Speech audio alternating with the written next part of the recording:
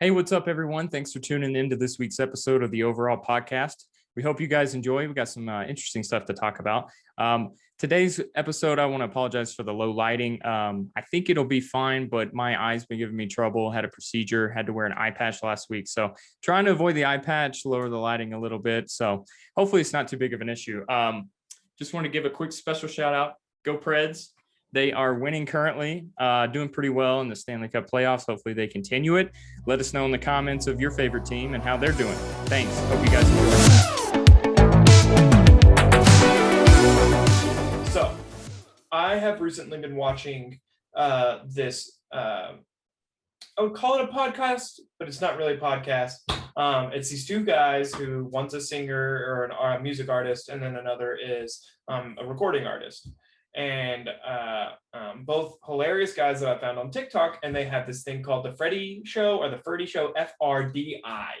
And it's an acronym that stands for something I just can't remember off the top of my head. But as I was watching some of their stuff, pretty much what they do is they get on and answer some of the world's hardest asked questions.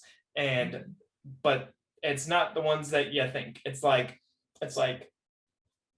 you know, it's like would you rather kind of stuff questions almost. Not like the meaning of life or anything. Exactly. Okay. Exactly. It's more like bang, marry, kill kind of thing. Right. So I got this idea. I was watching a TV show the other day, and in the background, because I have a gaming headset, I can hear background noise very well. And I could hear one of the contestants ask his co-contestant this question, and I was like, that's the greatest question of all time. This is the question I need to ask everybody. So that being said, I'm leading today's off with this question. Y'all can think about this as well, so leave your answers down in the comment below. All right. Would you rather spend 1 year in jail or stay in jail until you can complete a Rubik's Cube? Spend 1 year in jail, Yep. And then I'm free. Yep. Or stay in jail until you complete a Rubik's Cube. all right, so the obvious is like just do the 1 year, but I also know it wouldn't be so special if that was the obvious. So why? Why is it the second one? I mean, can you complete a Rubik's Cube?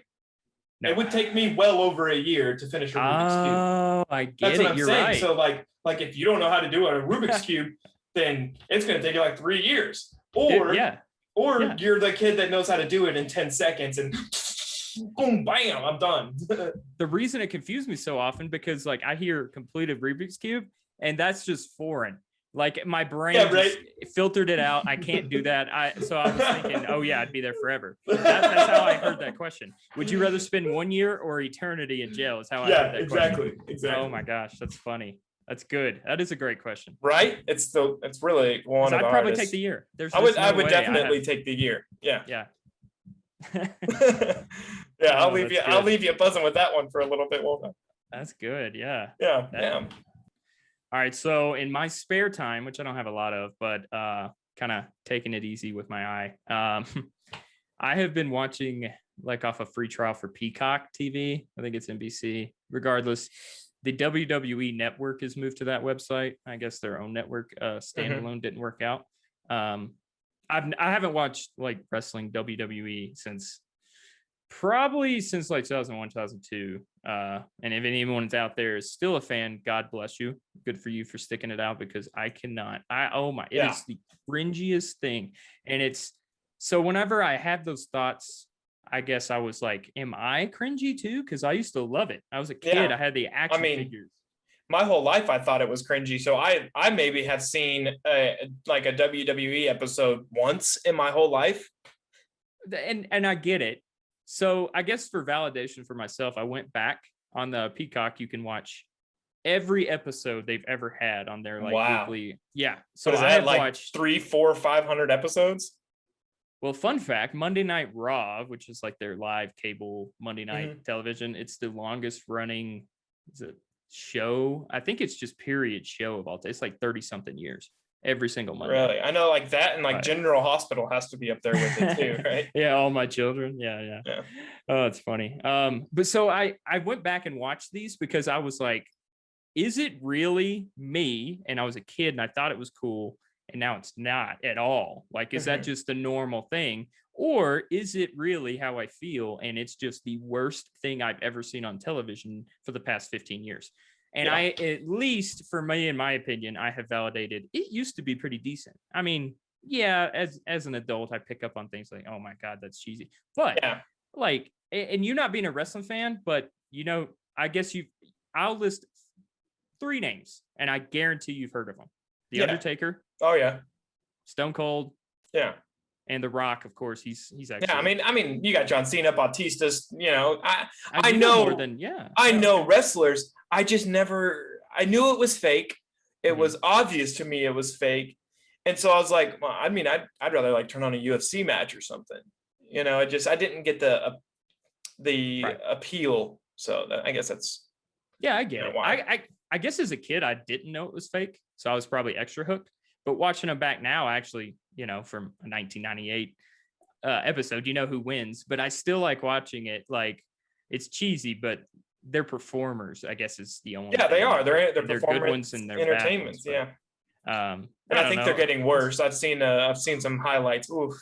Dude, I literally cannot watch. I don't know what they call it, a segment. Anyway, I could, considering, for my opinion, the WWE and me in 2000, I give it 2004, even though it was pretty bad, just because my man Goldberg finally came over for the first time. But even it was bad when The Rock left. Basically, I guarantee you, if you ask real hardcore wrestling fans, even if they like today's show, when did the Attitude Era and the peak, right? I mean, this show dominated. It had more viewers than the NBA playoffs. But I mean, one of the things is that you also have to remember that we've gone into a PC culture community where back then you could say, do whatever you want. I mean, what was it? Randy Orton, like, RKO'd his wife, or maybe not his wife, but a woman on stage. Like, you remember that? Like, I mean, they didn't and that's care. Mild. Yeah. Man. I mean, you had Donald Trump on there beating people up. Like, those were the good old days when you could do things without the repercussions of social media and, the social mob that says that you're canceled because you did something that I don't like, even though you may like it. Bro, there's some segments in the late 90s so they had the Monday Night Wars with the other WCW, like the other wrestling company. And they would go live against each other an hour apart on Mondays. Yeah, I remember that. I mean, as a kid, that was me. I loved Goldberg on WCW, and I loved The Rock. So I was flipping every. Yeah, you had the red and blue, pretty much, versus, right? I remember that. And it was the best times in wrestling history, and whatever. So anyway, I went back and watched them to be like, okay, they actually were the best times in wrestling. It wasn't just my childlike memory. But their promos, as they call them. You should just go YouTube, okay? Since you don't want to watch it, just YouTube the, quote, best DX, if you don't want to spell out D-Generation X promos. Just I remember those guys. Sit back and relax. Oh my God. Like black and green and D and the X were like right next to each other, almost combined. Their slogan was "Suck it." They were literally crotch-shotting. Yeah, that's right. Yeah, we all did that, dude. Yeah. I mean, but the way I don't know, man. I don't even want to go into it. It's just so. I did hear in watching these podcasts and documentaries of these old wrestlers, it is actually very fun to watch because these dudes, it was like the Wild West. You had what are they, wrestling regions, and it was every kind of old redneck in every part of the country had their own little small promotion until the WWE took over. But all these dudes, like the Undertaker, for instance, he said, I mean, he's probably the most accomplished wrestler. I don't think he's the best or the most famous, but I mean, he wrestled for like 30 something years, right? Him and like the Big Show, stuff like that. Yeah, Kane, who's the governor of Knoxville, go Vols. Yeah, Glenn Jacobs, he's the governor of Knoxville. Oh, no way, that's crazy. Yeah, and he's not even from. I think he's born in Spain, but anyway. So anyway, you had on these podcasts, they're always like, it's Stone Cold actually doing the podcast, which is another thing because he's so funny. But he's like, how'd you get your start? And every one of them's like, not one of them was like with a silver spoon in their mouth. Not even The Rock, who was a third generation. He had $5 to his name and flunked out of the NFL and all that. Like, that's most of their stories. But I don't know, it kind of gives you hope. Like, dude, like Goldberg, he was in the NFL. got cut from he had injuries, got cut from his third team. And he said he went into depression. And the only thing he could like get out of it, he was already in Atlanta from the Falcons. He just went to a gym in Atlanta and just worked out religiously. And that's how he got so big. He was just so angry. That's the only thing he could do without like tearing people's heads off. And it just so happens that's where WCW wrestling it worked out. So then they met him. It's just like, it's crazy. That's anyway, insane. I've enjoyed it. It's been fun. Yeah.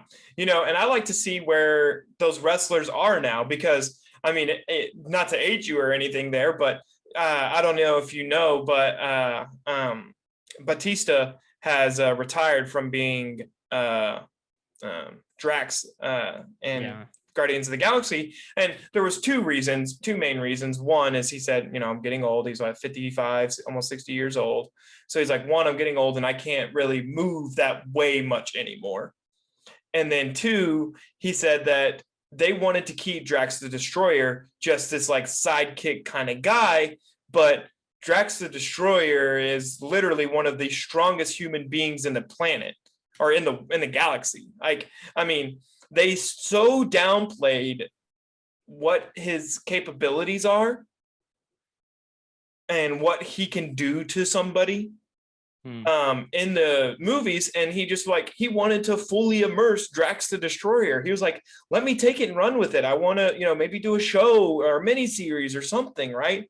And they said, no, we like Drax where he is. And so he was like, well, I'm not going to do Drax anymore. And so it's like, okay, well, now what are we going to do? I guess Drax is going to like go off. And luckily they have Chris Hemsworth that's willing to step up and still be playing Thor. And he's really excited about that. And joining Chris Pratt and everybody to do the movie. But it's like, come on, Marvel, just you greedy SOBs. I mean, it's one of the same reasons why RDJ was done with his roles, because they didn't want to pay him the money. But dude, he makes you $100 billion. Yeah. Without Iron Man, that whole Marvel series never happens. No. And really, he wasn't asking for too much, in my personal opinion, in the big grand scheme of things. No man should get paid $80 million a movie. But when he's making you $800 million a movie, 10% is not so bad, right? Yeah, you're right. Real quick note, and I'll shut up about wrestling. Batista, he came in right at the end of the good times, and again, it was bad, amazing, and then it slowly. So he came in at the end of that. I never liked him. Now his character, his gimmick, as they call it, he was supposed to be booed, and then he turned it into success. You can be, quote, hated and still be a success. Some people were built their entire careers off being hated. Triple H, that's who I was trying to think of. He was in character a bad guy, and he still got cheered because they loved him. The Rock, he got chanted, die, Rocky sucks, for like 2 solid years.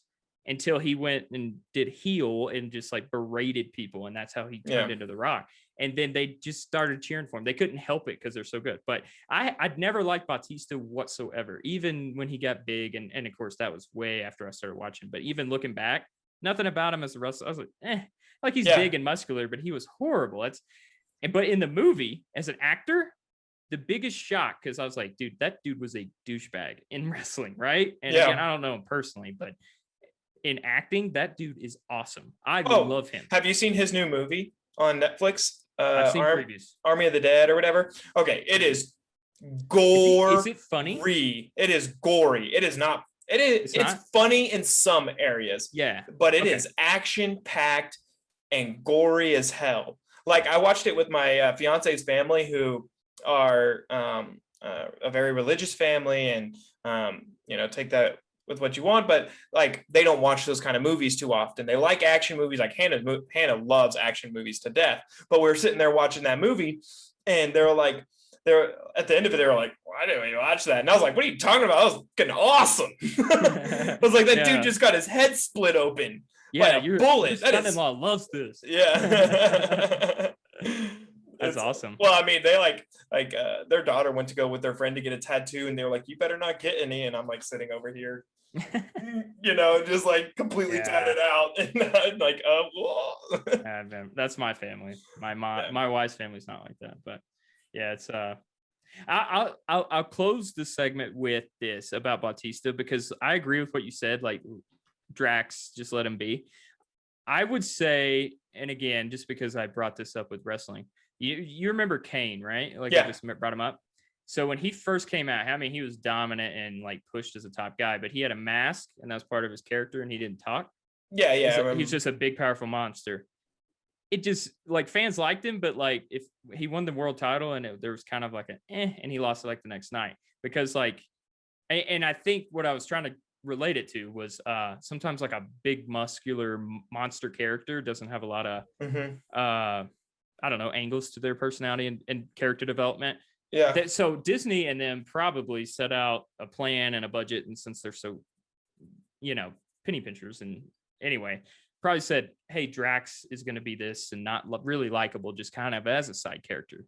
Maybe they assumed that, and then Batista proved them wrong, and here we are. But I mean, in all honesty, I would say he's probably a lot of people's favorite character out of them all because of how funny he was. I mean, like he was perfect. The way I perfect can put amount this, of funny and strong to me. The best way I can put this is like the best way to be funny is timing.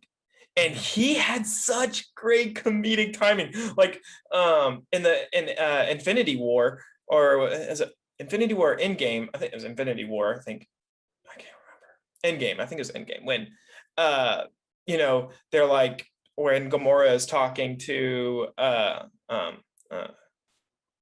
Star-Lord, and she's like, "Look, I need you to like if he catches me, you have to shoot me, you have to kill me, blah blah blah blah blah." And they're like having that moment together, and then like they look over and Drax is just standing there eating, and they're like, "How long have you been there?" He's like, "I have perfected the art." Yes, dude, I remember that. See me. And then that girl walks. She's like, "Hey, Drax," and he's like, "It's like, yes, dude." Yes, man. I know exactly the scene you're talking about. And he's so great. Yeah. And before we go out, remember, guys, we are going to be doing that series. We're working out the timeline on how and when we're going to start doing that. Both of us having full-time jobs, and me planning a wedding. Our schedules are very busy, but we do want to get you guys that content. So stay tuned for it. We are getting to it. Mm-hmm. I was doing some research, and I suffer from ADHD, undiagnosed ADHD, but pretty much every symptom in the book, it's me. Multiple times on the show, I have talked about how I'm not an RPG fan. I don't like MMOs. They're like God of War, stuff like that. My man has not played God of War. Roast him. I've never played God of War, and I don't know. Like for me, it just doesn't seem fun enough to play.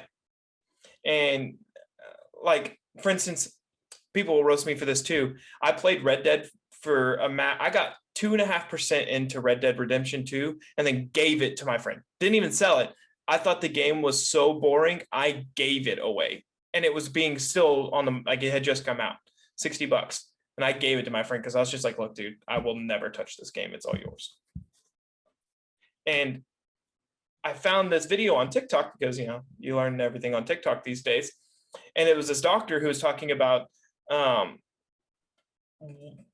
if you have ADHD, these are the kind of video games you like. And a lot of them are shooters because of the instant gratification of the achievement at hand, right? You're looking for that championship at the end of every single round. And once you get that win, or once you get, you lose, you're immediately into the next game and you can play again. And so you have instant gratification of what's going on. When it comes to MMOs, in my head, I process it as this game will end and I can never do anything else with it. No further. It ends, it's done, and it's dust. I can pick up the game again, but it's the exact same game I just played. Where like with shooters, and the instant gratification is that each match will be different in its own way. Whether the rotation is different, the engagements are different, but that game will always play the exact same way, in the exact same order, in the exact same sequence, with the exact same ending every single time. And to me, in my head, that's really, really boring. Why would I spend 8 hours to know exactly what's going to happen anyways? It's like me, I don't read books. I'd rather watch the movie. because why would I spend 6 months reading a book when I can watch a 3-hour movie and get the pretty much the same gist of what's going on? I think that's my biggest issue. So ADHD corresponding with shooters, that's just how I think that's where it stems from, at least. Yeah.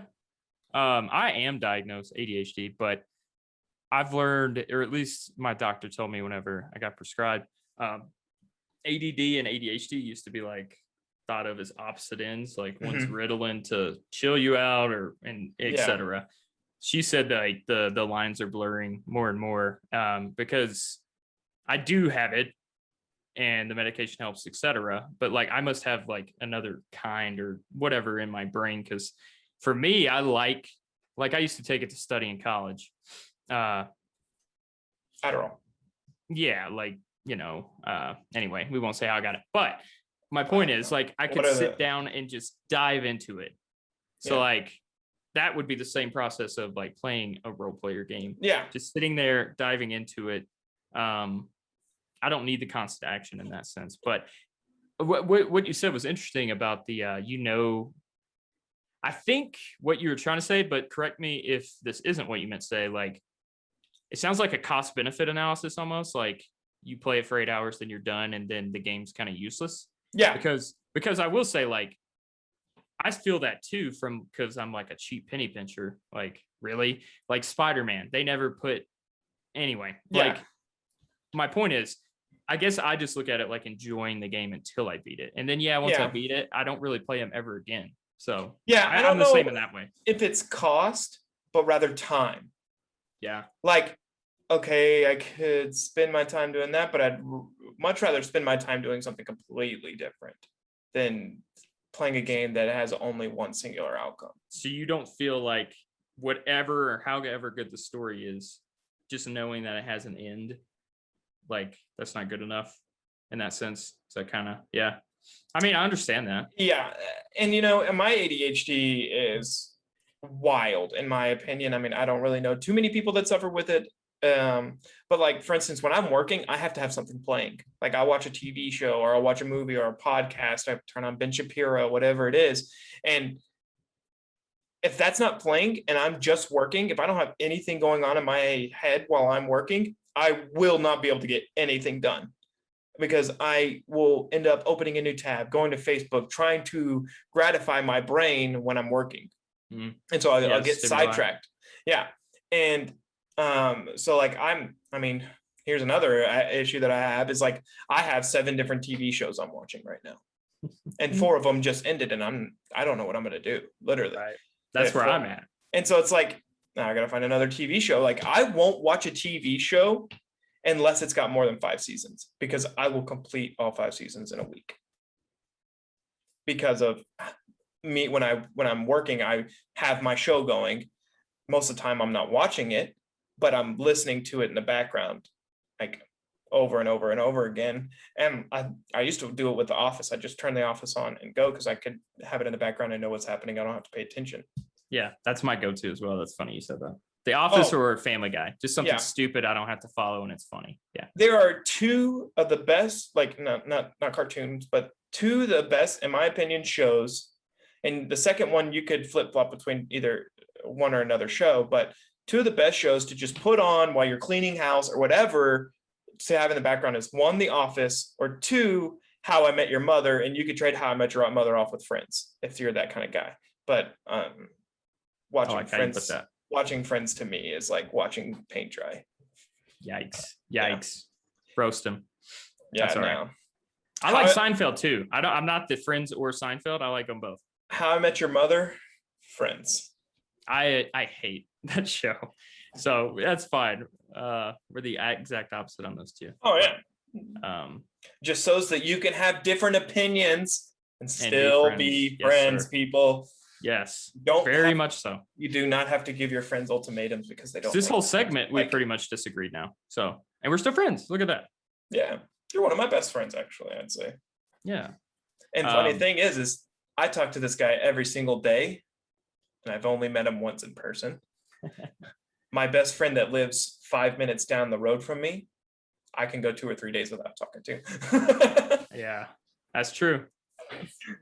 Yeah, it's a different relationship, but yeah, you're right. I definitely talk to Graham more than any family member aside from my wife. That's funny. Yeah, we got this thing we're doing too. It keeps us going, man. Always constant ideas. Sorry, maybe this is on topic, off topic, but then like you're talking about anime, and then we just talked about Family Guy. Just real quick, I will not watch a cartoon. Okay, this is my hot take.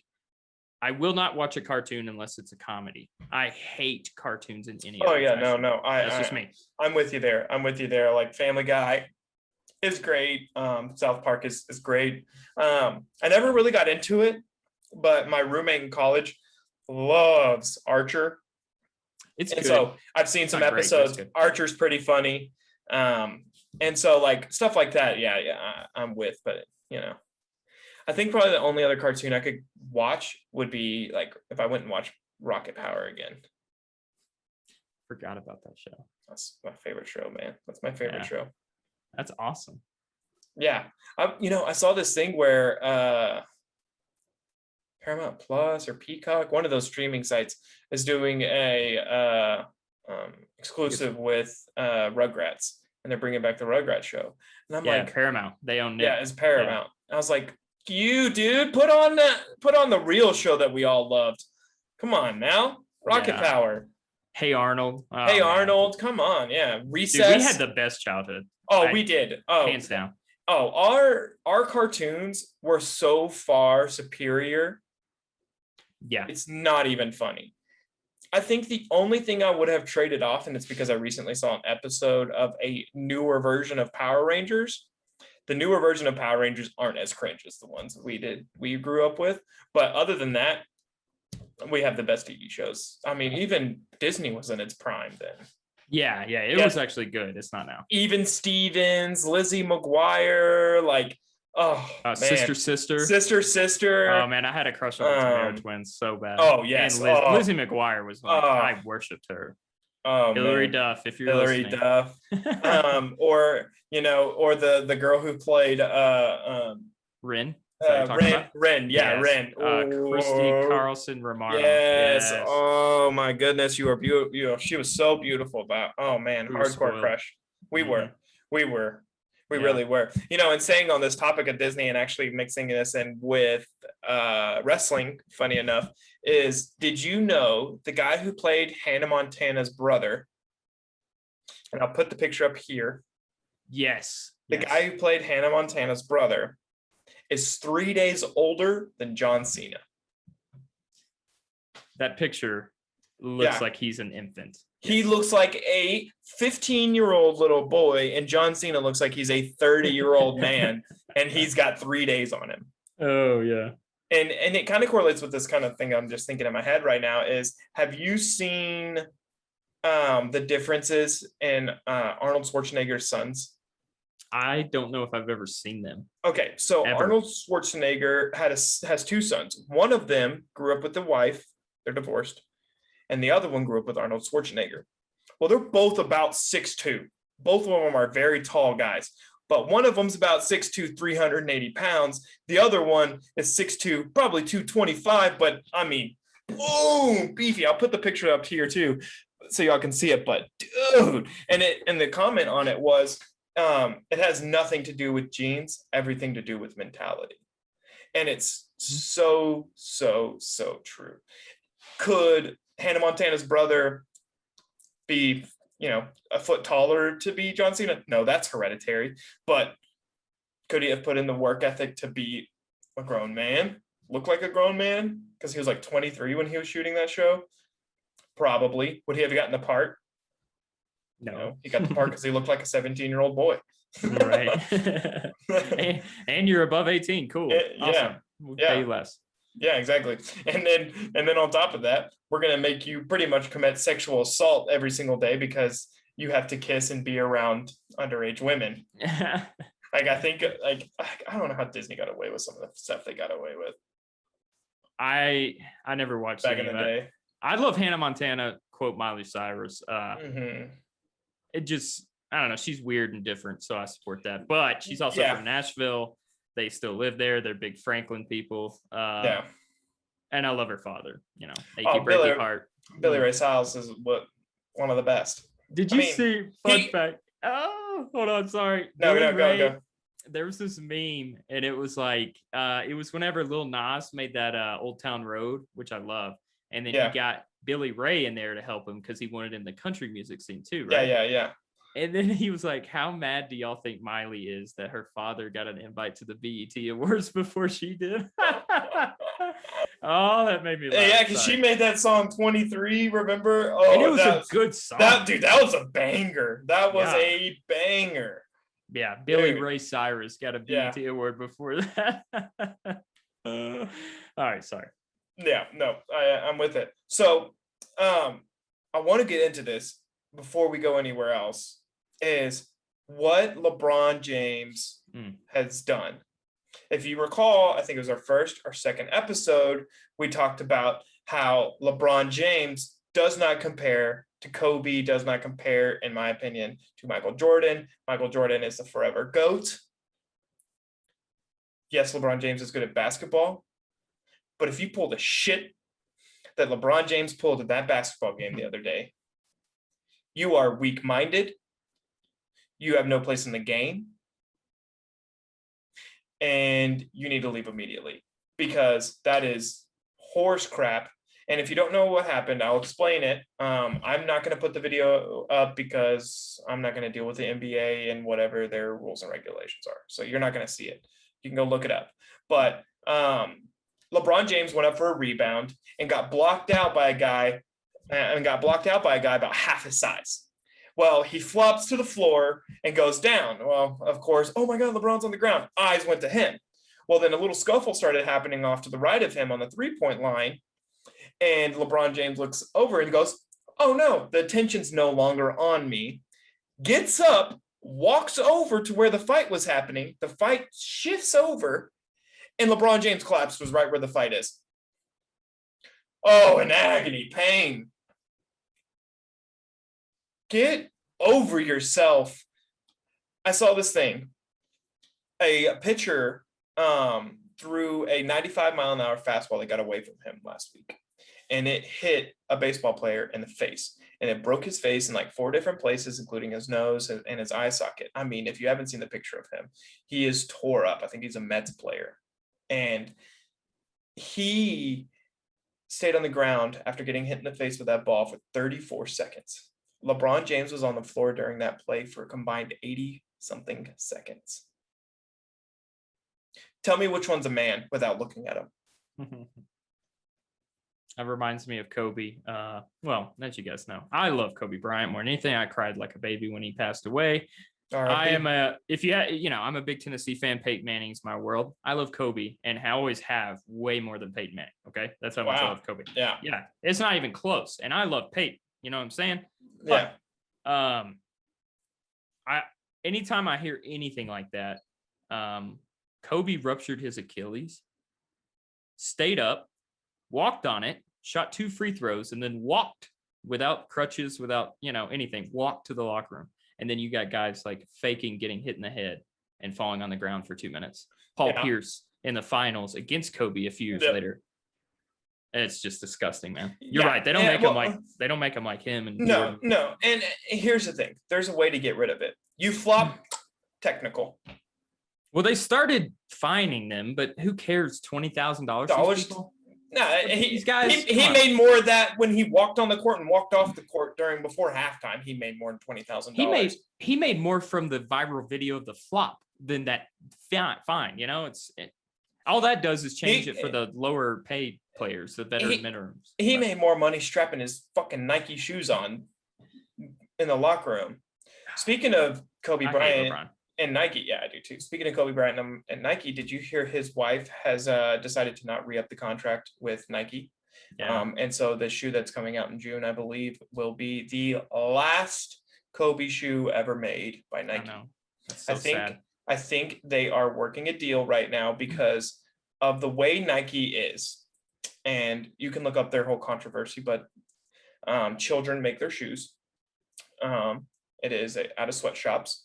And if you think that's false, you're wrong. Look it up. Their clothing and all their stuff is made in sweatshops by children. And I think one of the things that Kobe was working on before he died was creating his own shoe brand and getting a lot of NBA players, Kyrie, I think even LeBron, a couple other people were like, "Oh, Kobe, if you do this, we're coming. We'll drop Nike in a heartbeat. We're with you." And I hate to throw dirt on anybody's name or anything like that, but it was around the same time that he died, and there was a lot of controversy behind the helicopter crash because supposedly Nike was the one who provided that helicopter. And then there's these rumors that come out that Kobe's wanting to leave Nike and create his own shoe brand. Well, that's hundreds of millions of dollars that now Billions, Nike, billions that Nike will miss out on now. And then he dies, and now all of a sudden his wife says, "Nope, we're no longer doing business with you. This is the last shoe we're making with you." Yeah, I mean, you'll get called a conspiracy theorist, but the thing about conspiracies are there's some truth to them. And I'm not saying that Nike did, because we'll never know, but is it unfathomable to entertain the idea? Hell, like we just said, how much money that would be and the brand hit they take. I mean, you could reason why that might happen because it was a freak accident. I personally can't go there, right? Like, kind of like with a family member dying. I don't want to know because, like, I love Kobe so much. I would be where are they at in Oregon? I would be there riding with the fan. You know what I mean? I don't want to. Well, you'd fit right in. Yeah. I'd be an outside rider, but like, it's one of those things, like, if they find a cure for cancer and then you had a family member, like, what would I do? I'd be so angry if they kept it from us or something, anyway. Kobe created his own company, and you're right. I did hear that way before he passed, that he was, because his shoes, I don't know. I've got a couple of pair, and you had said, like, the last pairs. I just pray they keep making the older lines. Who knows? No, they are completely.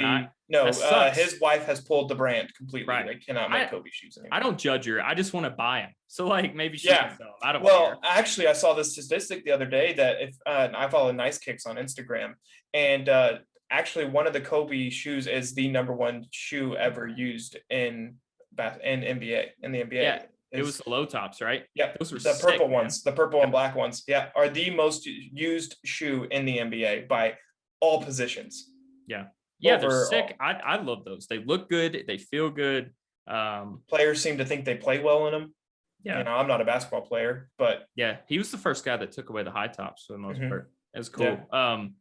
But if you notice on the last few versions of his shoe, and I say few, it might have been years. I don't know. Like, I didn't pick the years, but he created his own logo, his own Kobe logo. I don't know if it's like the Mamba, and then something's kind of like it's like the Charlotte Hornets, but not. But that started replacing the swoosh. So, I mean, the only place you could see the swoosh was on the sides, So anyway, you could see how it worked out. And anyway, they just better they better pray to God that it never comes out, because I promise Nike will burn to the ground. Nike will lose everything if that happens. They will. Yeah. Hundreds of millions of people. I mean, he was the most famous basketball player in the world, even more famous than Jordan, because he in China and Italy spoke the language, grew up there. Like, he went to football tournaments over in Europe. Anyway, I'm sorry. Kobe, we can have a whole episode about how great Kobe was and who he maybe on his birthday, 820 or Kobe Day. I'm sorry, 824. We'll see. Yeah. Well, I'm definitely down for that. So stay tuned for that. But to take it, sorry, we started talking about this trash, which, by the record, I know this might be divisive. I'm sorry. I hate LeBron James. I've always hated LeBron James, and I don't have an ounce of respect for him as a player.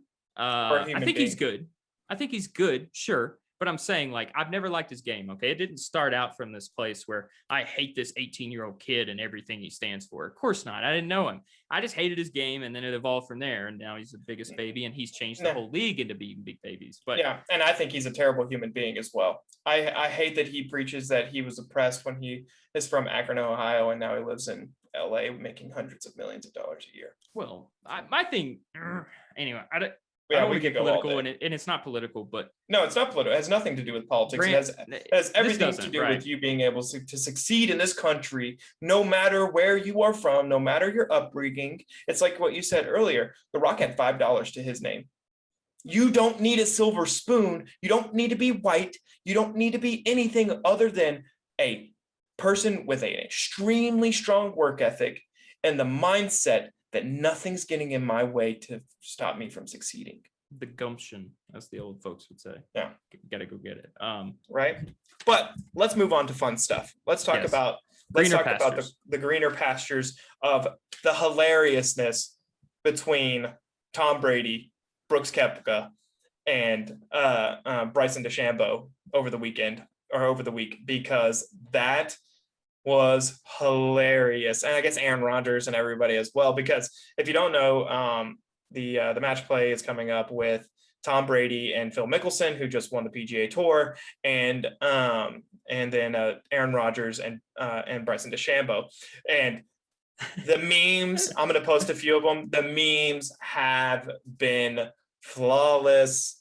They have been perfect. Oh, real quick, who would have guessed Tom Brady is one of the funniest human beings on the planet? Oh, pops up on Twitter 2 years ago and is just dominating and the most funniest guy in the world. Oh, he knows what he's doing for sure. He does. Yeah.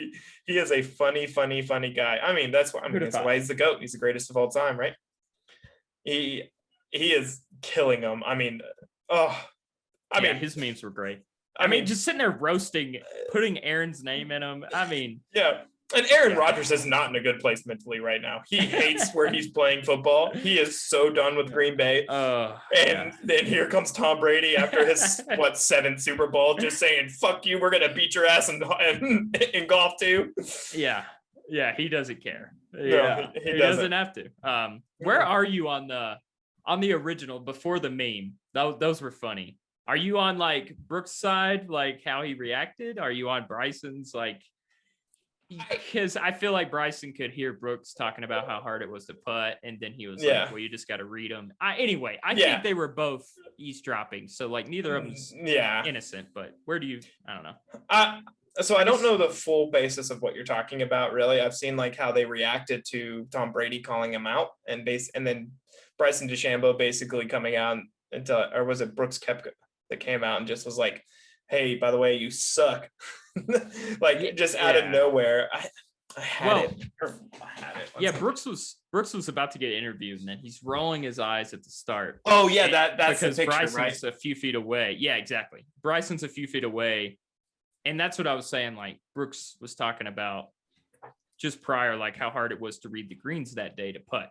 And then Bryson, again, like it sounds like he's eavesdropping, trying to take a silent dig in his own interview a few feet away. Like, well, you just got to read them. I feel like I make good read. I don't know. Like that's where it stemmed from. And then Brooks went off. I don't know. I like Brooks better than Bryson in the sense of, I think Bryson looks like the biggest douchebag on the tour, aside from the guy who won the Masters 2 years ago. Yeah. But maybe not 2 years ago. That was Tiger. I'm talking about the guy from, oh my God. The Masters winner, like maybe is 3 years ago that everyone hated. I don't know. Not Tiger and not Dustin. Are you talking about Reed? Patrick Reed, yes. Yeah. He's cheater? Probably the biggest tool, right? So the guy who cheats everywhere. Yeah. Anyway.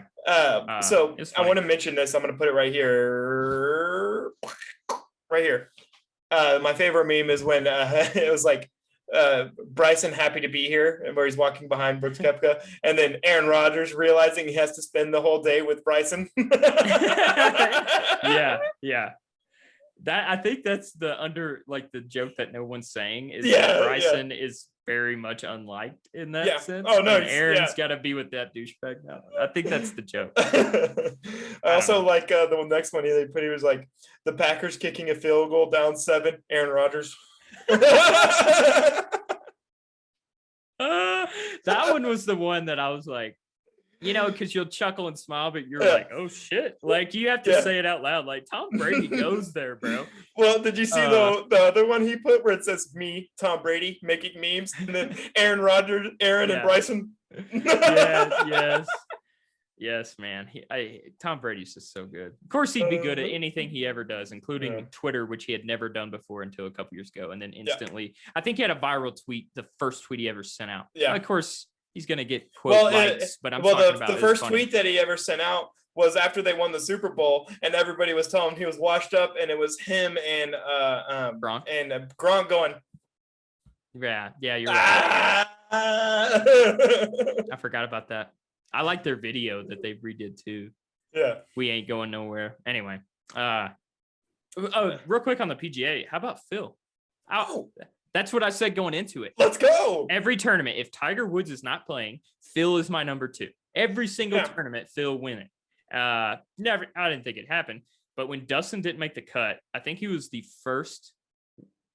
He was either the first ever, the first in a long time, world's number 1 ranked player, Dustin, to not make the cut at the PGA Championship. Yeah. I was like, maybe anything can happen, right? If that dude, as good as he is, had another breakdown. Anyway, I love it. Yeah, I mean, and Phil Mickelson from Friday all the way into Sunday just played the best game he's ever played. I mean, just lights out golf. Oh. Yeah, he did. I had a bet on Brooks, and I could have closed it out on Saturday. Like I bet $25, and that so FanDuel's doing this thing. I don't know if this is new, but maybe it's just for golf because it's a multi-day. They were going to give me $45 because he was still in contention, but he wasn't the favorite. But there's still risk for them, right? Instead of paying me $100 and something. And I should have taken it, of course, but I didn't. Anyways, just side note. Yeah, I was happy to lose that 25 for Phil. Right. I mean, Phil. I love Phil Mickelson. I don't know. I saw this viral video during this weekend when it was happening, so I don't know if it happened during the tournament. But he was lining up to take a shot, and there was a little kid standing right there.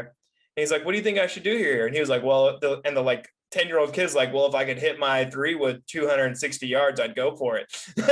And Phil Mickelson's like, "All right, cool." And he goes for it and puts it onto the green. And the kid's like, Phil Mickelson was like, "You can cat it for me anytime." He's like, awesome. This 10-year-old kid, great video. And I don't know if it happened from over this weekend or not. And then I also saw another one where he hit a ball and it kind of went off to the side and it bounced off of one of the line guys' heads. And it actually, he almost gave him a pretty good lie, actually. And he walked over, gave him a signed glove. And he told him, he was like, "If your head was a bit softer, I'd be on the fairway." Yeah, buddy. Stand in there and take the hit. Don't let it roll further. That's common etiquette. Yeah, come on, dude. This is golf. Brooks did that on one shot, approach shot to the green this weekend. And it went into the crowd right off of it. And you hear him on the mic. I forget the quote, but he was like, don't move, because he'd keep rolling because it's going to hit sidewalk. And he's like, no, stand there and take it, stand there. So it stops. But I would if I was up there, and I have been. I've never had that chance, but I'd be like, who is it? Yeah. I go sort it out, like stop at me. One of my old friends was actually there this last weekend. They were in Hawaii. Yeah, they were at the tournament every day. I was like, man, I just got into golf. I've only been playing golf for just over a year now, and so I'm like, ooh, I want to go now. I want to go to like a Masters. I want to go do this. I want to go to a Masters just because I can actually buy a hat and get an excuse to do it. Because how do you explain to your fiance like, hey, I got to spend $80? Oh, on what? A hat. Yeah, we talked about it before. Every year I want to buy it. Every year I get it in the cart, and every year I'm like, eh. But if I was there, I'm like, what is that? 3 beers? Screw it, I'll buy it. Exactly. You're like, well, I'm here. I gotta buy it. I gotta get a souvenir. I came. You know what I'm saying? So like, it's so expensive. To get in, because I lived in Tennessee and I went to the East Lake in Atlanta, the PGA Tour Championship. Not the PGA Championship, but like the tour. Anyway. Yeah. I went to that like 5 times. It was pretty affordable, but Augusta. Nope, not in a college kid's budget. You know what I'm saying? Well, couldn't make it. Dude, the Dell Match Play happens in Austin, and they actually play it at the Omni courses. And before I'm doing what I'm doing now, I was a front office manager with Omni Hotels and Resorts in Austin, but I worked in their downtown location. And they do it at a resort that's just on South of Boston, Barton Creek. And I could have gone, I could have just gone up to my hotel and been like, yo, like whatever, and name tags on. I can go around that golf course, I'm do it. I can't anymore. I mean, I guess I have my business card. I'll just like, hey, yeah. I still got him. So yeah, totally. Sure. Yeah. I don't think it's a crime to impersonate a front office agent. Legal battles. I don't think they'll care. That's funny. In Colorado, I need to find if there's some, because I love going to them. If you've never been, try to find a cheap one. Well, there's one that happens over in Fort Worth at Colonial, Yeah. and I'd love to do it. I'd love to try it. I want to go to the Vegas one before we stop, because I just went to Vegas for the first time. And well, first off, Vegas is literally the desert, right? Everybody knows that. Yeah. But the PGA course there, I don't know if you've ever seen an aerial shot. It's desert in the fairways, the greens. Nice. Yeah, that's just boom right there. Everything else is desert, and it's just the fairways are green.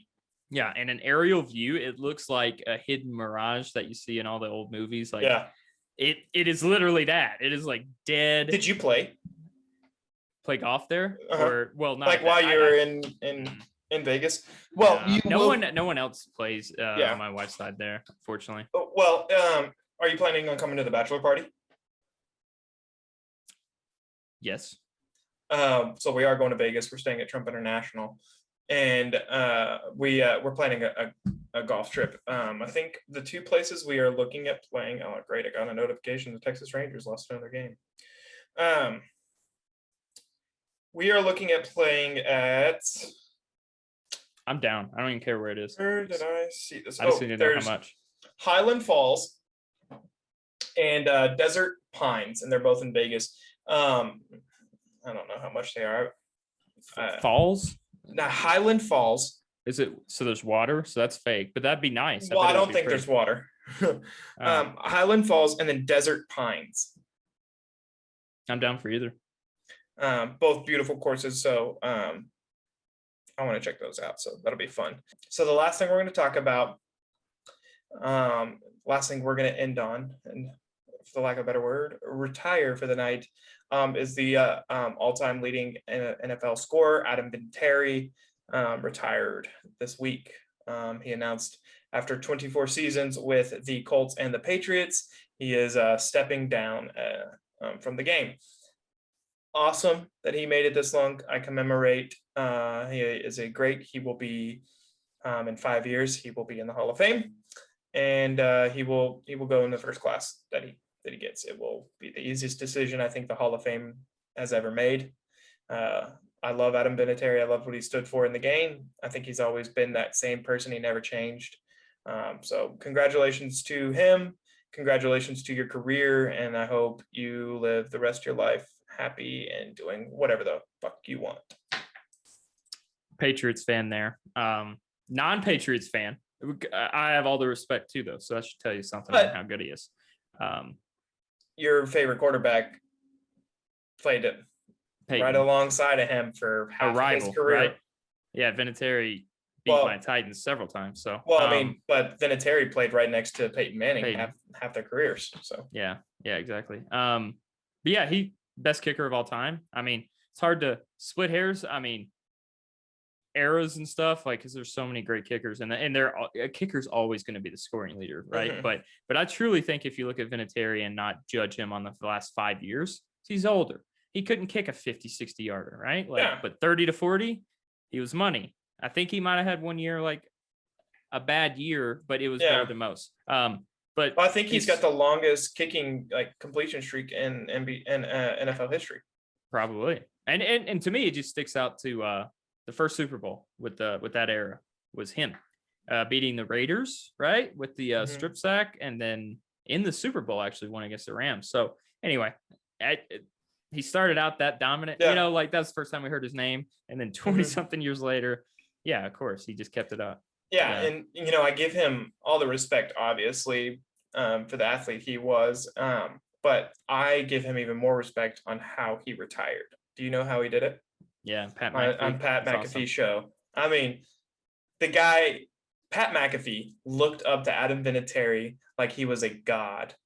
I mean, you go watch anything that Pat McAfee says about Adam Vinatieri, and it's just like this guy was sent from heaven above. Thank you, oh Lord, for this gift. And to go on his show and to give not one Pat McAfee the honor of doing it, but for Pat McAfee to be honored to do it as well. I mean, what a great way to do it. What a great way to go out. Class all across the board by him. I wish he would have kept the gray beard fully. That was for the playoffs. That dude was the White Knight, dude. That was only player that could pull that off. Probably the only player that ever lasts that long in the NFL. I mean, probably besides Tom Brady, because I think the Buccaneers even announced that they'll play Tom Brady until he's 50 if he wants to. Yeah. You tell us when, Tom. Yeah, exactly. Even it'd be like Breeze, right? Like, even if he's not that great as he was, he's still better than a lot, Mm-hmm. like, because Breeze was not great last year. However, he was still good, and He's good still is a lot better than most players. And it's still better than probably, I'd say, Well, 25 teams. 25 Yeah. teams. I'd say he was probably better than 25 teams. Yeah. Yeah. And it got me thinking, well, first off, the Pat McAfee thing's awesome. So I love Pat. He's just funny and retired and went to Barstool and then got his own thing. Oh crap, I'm really popular and good at this. I don't need to pay Barstool. But he's always like for the kickers and the punters, right? Like, that's his thing. So it's another little twist to it. Not just that he's his best friend, that the best kicker of all time retired on his because he's for the kickers and he's his best friend. But I was trying to think like his era, and I don't know, Vanderjacked, I guess, with the Colts before that. There was I guess at the start of his career, maybe more like a few years after, there was I don't know, 3, 4, 5 kickers, Jason Elam, where like the NFL was spoiled. The Cowboys kicker, Bailey, the longest time, or Dan Bailey, before. But Dan Bailey was still good. But what was his name? No, there was somebody else, I think. I know who you're talking about, and I can't think of his name. But so that doesn't do my point justice. But what I'm trying to say is, I don't know. It feels like that was a long time ago in the era of kickers, right? Like, now kickers are in and out in a couple of years. Like Nick Folk, right? I don't know if he was great. Was it Nick Folk? I think it was just Dan Bailey is who I was thinking. But anyway, it was just interesting because it's also like there's no one else from that time frame, and then he was the last. And then it's like you look around the NFL right now. I don't know if I could tell you. I could tell you a few good kickers, right? Like, but are you going to say they're all-time greats right now and they've been in the league 10 years? No. So, man. I will say, I'm not sure who he plays for, but the guy that came out of A&M from last year before last, is probably the best punter in the league right now. Dude punts 60-yard punts that stop right on the 1-yard line every single time. I think he actually had like a 66-yard punt in his senior season at A&M. Yeah, dudes. There are good punters. Like you're saying, it probably switched, and then a punter's never going to get, usually not in the Hall of Fame. I don't know if it happens, but they're not a points. Look, if you're a punter and you play long enough and you play that many downs to be elected to go into the Hall of Fame, you played on a shitty team. That's another point, right? Yeah, you're out there. It's not the ideal result of the drive. But... Exactly. Like, you are the least used player in the game because you are by design. By design. Yeah. You don't want to. Yeah, I know what you mean. Brett Kern for the Titans is probably, well, not now, but when we stunk with Mariota and Locker and anyway, Vince Young after he got his 1 year. Our punter was our best player, Brett Kern, and he's still there and solid. Michael Pilardi, former Vols kicker, moved to punter. He's a Pro Bowler out of nowhere, and then. That guy, and I don't know A&M's punter's name or who he's on now. But I can't remember. There's a bunch. Yeah. Huh. Yeah, I think there's a lot of good class that is coming into the league. Lots of good players coming out of college this year. But back to where we were talking about is that Adam Vinatieri. Again, congratulations to you. Congratulations on your career. Yeah, I would say thank you, but that's sacrilegious because you beat my team religiously all the time. So, anyway, congrats. I'll just say that. Yeah. Thank you for giving us, some reasons to turn the TV on and appreciate a kicker. Yeah. You don't get that many options to do that. Most of the time when you're watching football, you're there for the quarterback, the wide receivers, or the running back. And he gave us somebody to look forward to when he stepped on the field to kick the football, which is pretty cool. It's pretty cool to go down that way as a legend. You're right, though. I just thought about it. Like, if they were playing, let's just say the Patriots, okay, for lack of, because they were in the playoffs all the time too. If they were playing and it's a close game, I got excited. You as a fan got excited that like maybe we're going to get to see a buzzer beater attempt because that's what a walk-off field goal is, right? Yeah, it's a buzzer beater. And you were obviously it's a 50-50 shot for most guys who could even kick it that far. But Vinatieri, you're like 80% sure he's going to knock it in, you know? Yeah. I Maybe mean, higher, if but 60 yards or closer, you're 100% guaranteed that ball is oh, yeah. going is to it the showing uprights. Is it showing the ground? That's 99%. Yeah, 99.99999%. Yeah, he'll kick it better somehow. Yeah. But pouring down rain, ball soaking wet, 99.9999. Yeah, I wanted to see that. Yeah. That's funny. Like, just thought of that. What a guy who took the game and played it well, played it with heart, and just I think a lot of respect for professional sports is no longer there. I don't think a lot of players respect the game anymore. That's across the board: baseball, football, NBA, obviously the NBA the most. And I think Adam Vinatieri was just a classist player all the way to the end. So congratulations again. Thanks for watching. Hope you guys enjoyed the episode. As always, give us a like below the video if you enjoyed it. And even if you didn't, that would help. No, I'm kidding. Drop us any comments and suggestions, any ideas you want to see on the show, anything at all. We'll be happy to read it. Yeah, guys, thanks again for watching. Stay tuned. We have a lot of announcements coming out. We have some ideas that we're going to be rolling out soon, so be ready for them. And don't forget, look around and wait around for when we do our reaction to the Marvel movie timeline. So I hope you stick around for that. I hope you enjoyed this episode. Don't forget to follow us on all of our social medias across all platforms. Thanks again, and we'll see you next time.